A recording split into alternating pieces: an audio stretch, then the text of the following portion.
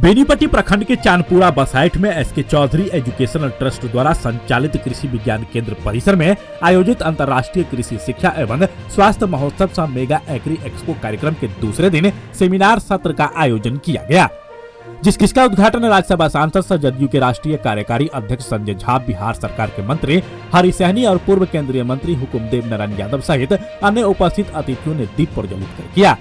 इससे पूर्व राज्यसभा सांसद मंत्री ने कार्यक्रम स्थल परिसर में लगे सभी स्टॉलों का बारी बारी से निरीक्षण किया।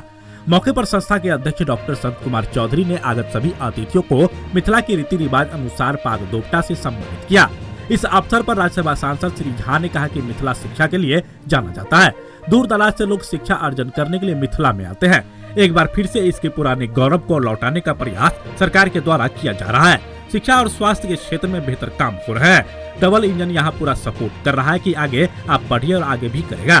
साथ ही समाज को भी इसके लिए धन्यवाद करना चाहिए।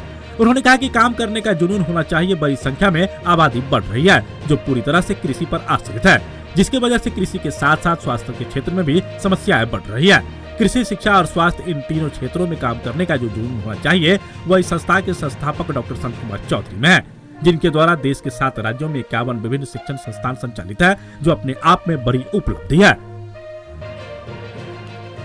उन्होंने कहा कि 100 साल पहले जो रहन सहन, खान पान और वेशभूषा था उसमें काफी बदलाव हुआ है। अब आम जनों के जीवन स्तर में काफी बदलाव देखा जा रहा है। श्री झा ने कहा कि जिस समय यूरोप सहित अन्य देशों में कोई विश्वविद्यालय नहीं था, तब से ही बिहार में नालंदा विश्वविद्यालय संचालित है। साथ ही दूसरे देशों से भी काफी संख्या में लोग शिक्षा अर्जन करने नालंदा विश्वविद्यालय आया करते थे। पर्यावरण संरक्षण भी गंभीर इशू है, जिस दिशा में सरकार कार्य कर रही है। राज्यसभा सांसद ने कहा कि जब हम बिहार सरकार में जल संसाधन मंत्री बने उस समय प्रत्येक वर्ष केवल बाढ़ ही बाढ़ सुनना पड़ता था। उस समय भी मेरे विभाग द्वारा 900 करोड़ रुपए खर्च कर पश्चिम कोसी नहर का जीर्णोद्धार कराया गया ताकि बाढ़ की त्रासदी को कम किया जा सके।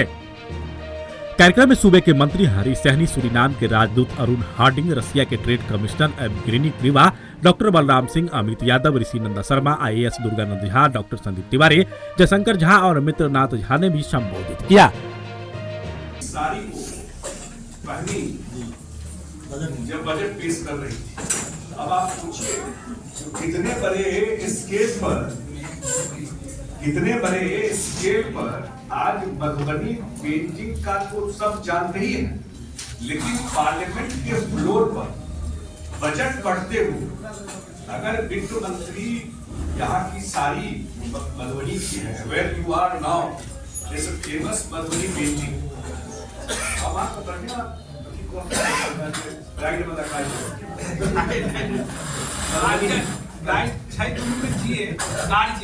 So this famous Madhubani painting, I hope your host has to take you to Saurabh or Madhubani Institute. Let them see.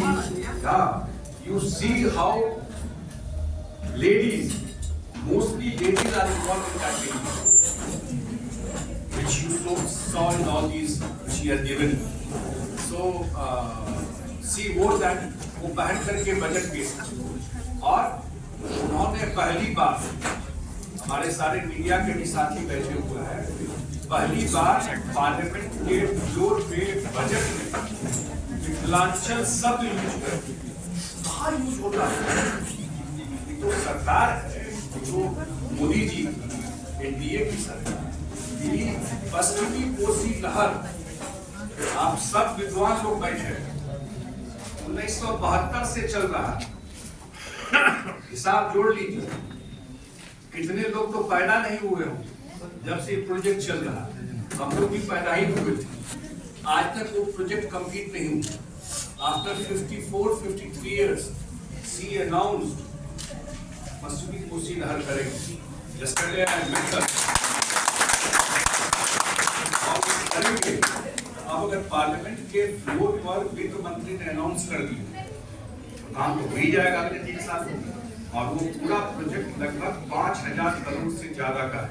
अब आप सोच लीजिए, और उसमें है क्या, बोलना जरूरी है, पूरा जो कैनाल है उसका लाइनिंग हो जाए।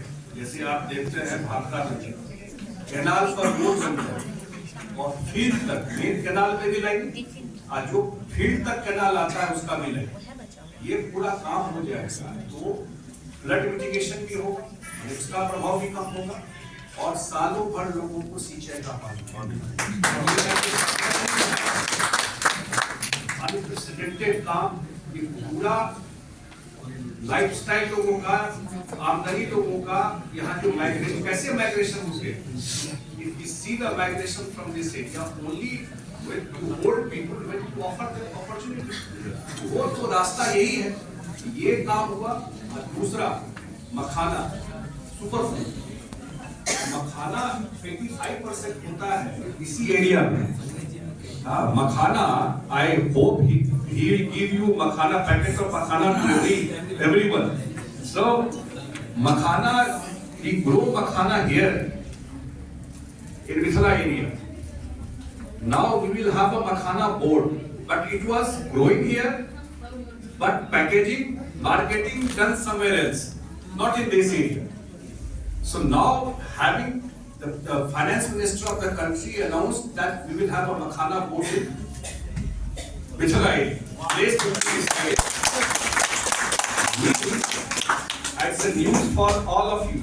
Means that all the activities regarding makhana will be done here in this area because the growers are here. So value addition, packaging, market, chain connecting, and demand is all over the world. It goes to Russia, to US, everywhere makhana demand is there. And if this happens, this will transform the economy of this area. आप हमारे Madhubani news को Facebook पे देख रहे हैं तो page को like करें, यूट्यूब से देख रहे हैं तो हमारे चैनल को सब्सक्राइब करें और बेल आइकन को दबाना ना भूलें।